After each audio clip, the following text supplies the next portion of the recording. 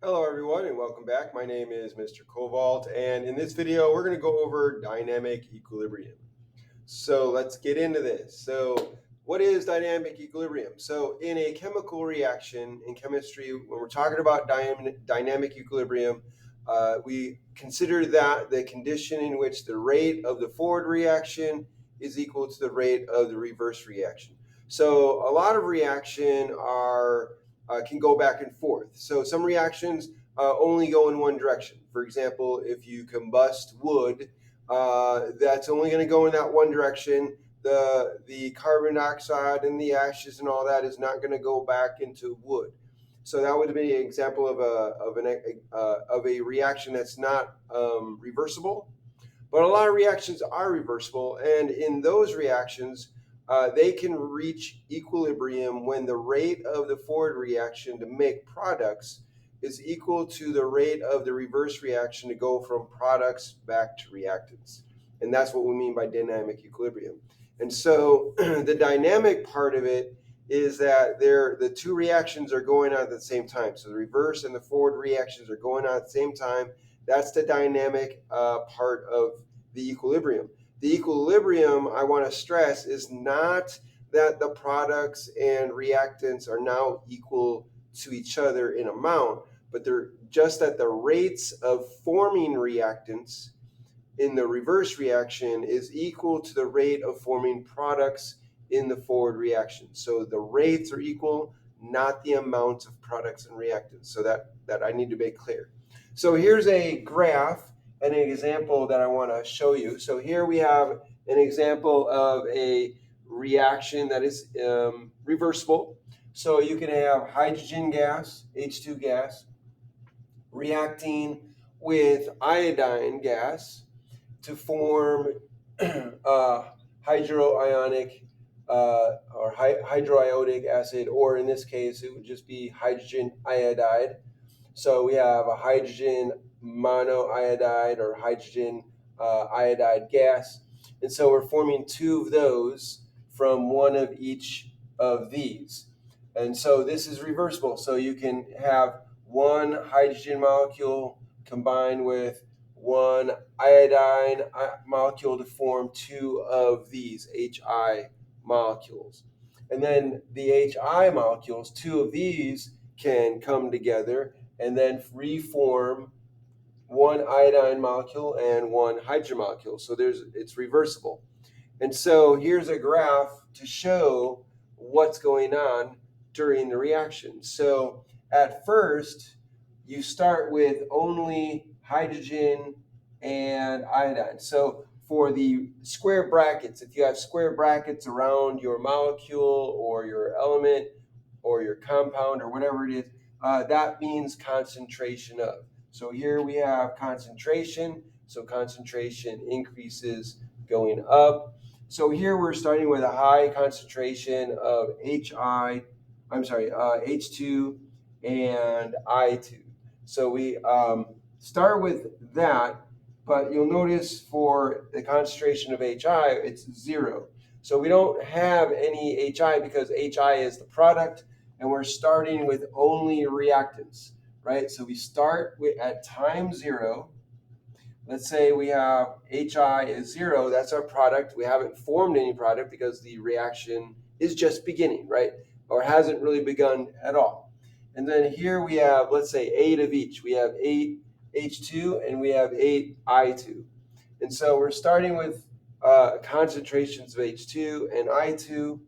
And then as time goes on, we throw these two reactants together and they start to react. So as time goes on, the amount of H2 and I2 decrease because the forward reaction is starting to occur, right? So H2 and I2 are reacting to form 2HI. So now the forward reaction is going. And so here you see the concentration of HI going up because now we're producing HI as a product. And you'll see that H2 and I2 are starting to go down because we're losing reactant. Why? Because they're forming product. So as the reaction goes on, over time, you'll notice that the rate of formation of HI starts to decrease. So at the beginning, the formation of HI is relatively fast because all we have is H2 and I2, so that's going to react quickly. But as the concentration of H2 and I2 become depleted, there's less there to react, so it's going to slow down. So then what happens is the reaction, the rate of forming H2 or forming HI from H2 and I2 decreases. So we're decreasing the concentration. So that's becoming less and less. So that's decreasing.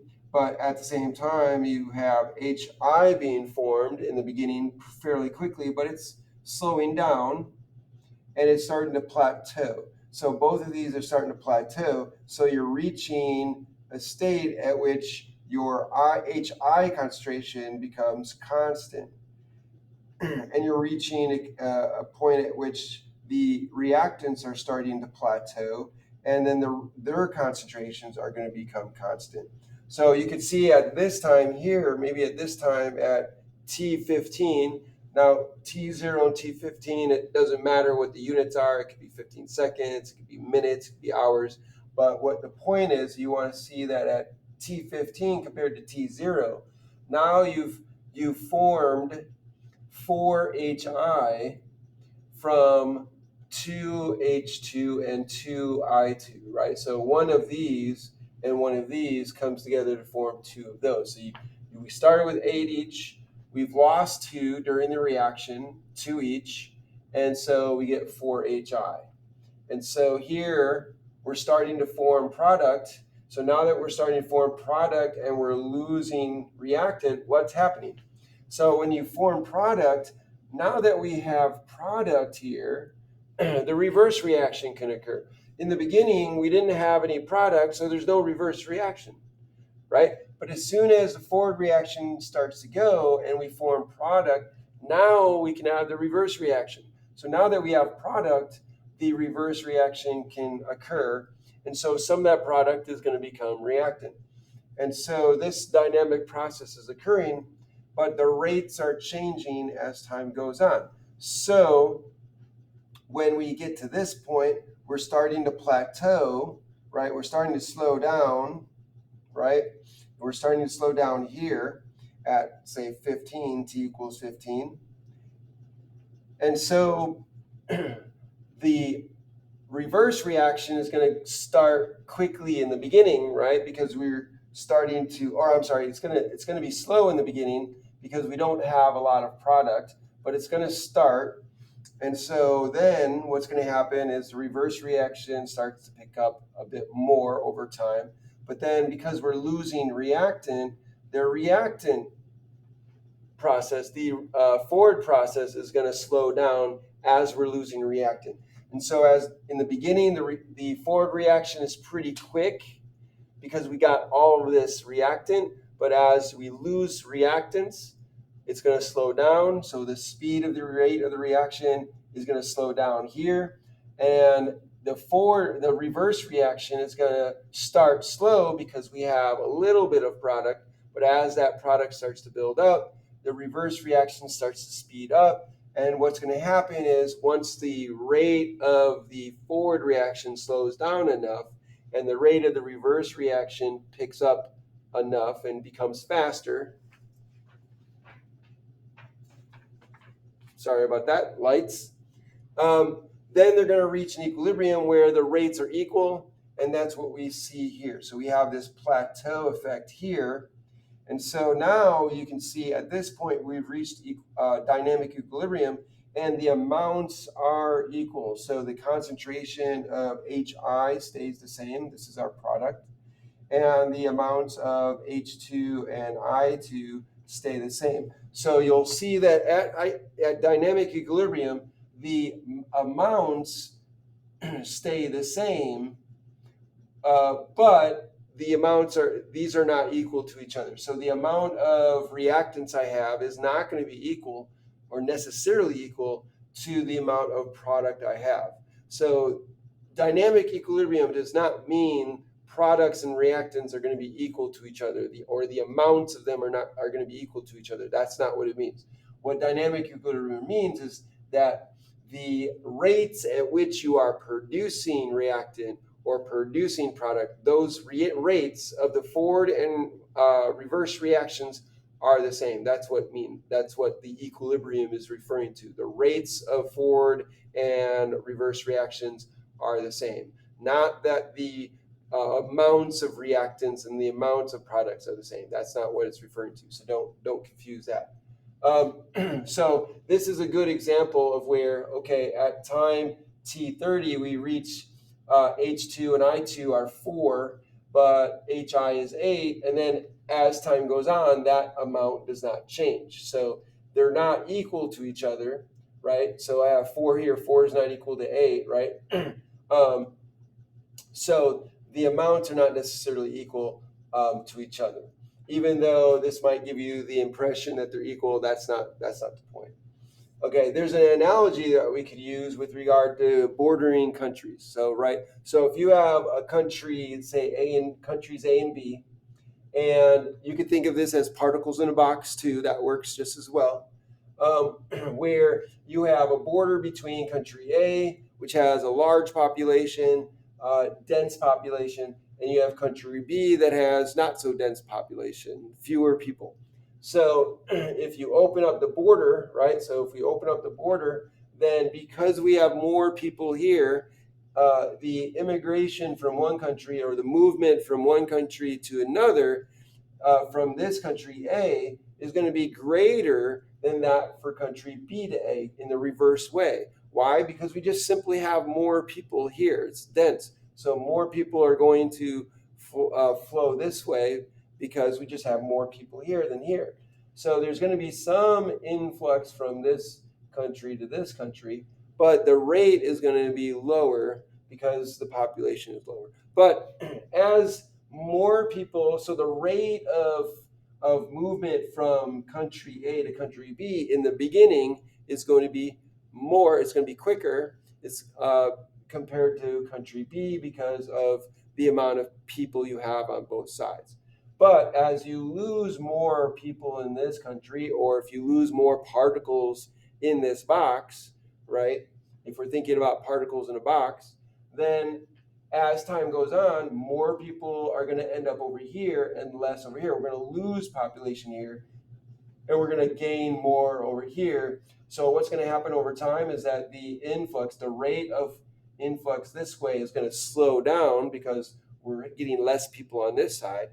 And the rate on this side is going to speed up because we're getting more people on this side. So the more people we get on this side, the more the rate of the reverse reaction or the rate of the reverse movement is going to increase until, of course, you reach an equilibrium where the movement of people or particles is moving this way at the same rate as they're moving in the opposite direction.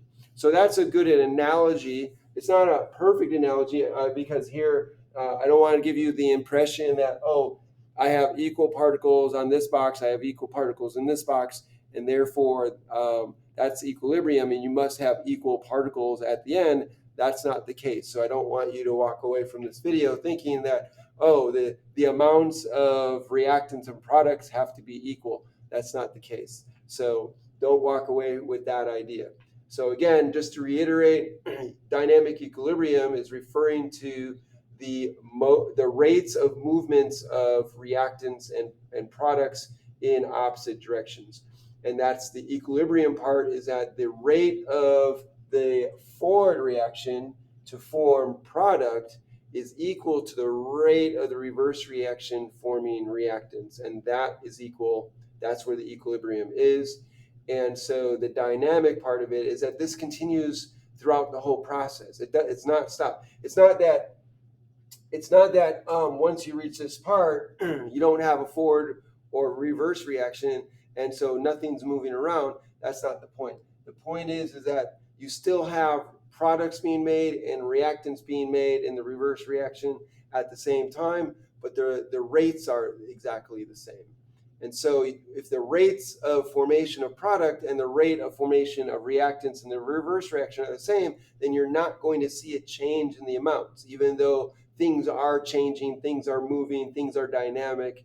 It's not that it's not that things aren't happening here. So they are happening. It's just that the rates are the same. I hope this makes sense. Thank you for joining me. If you enjoyed this video, if you learned something from it, hopefully, please hit that like button, subscribe to my channel, hit that notification bell so you can be notified by other videos I will be putting out. Put a comment in the comment section. Let me know what you think. Thanks for joining me. Have a great day.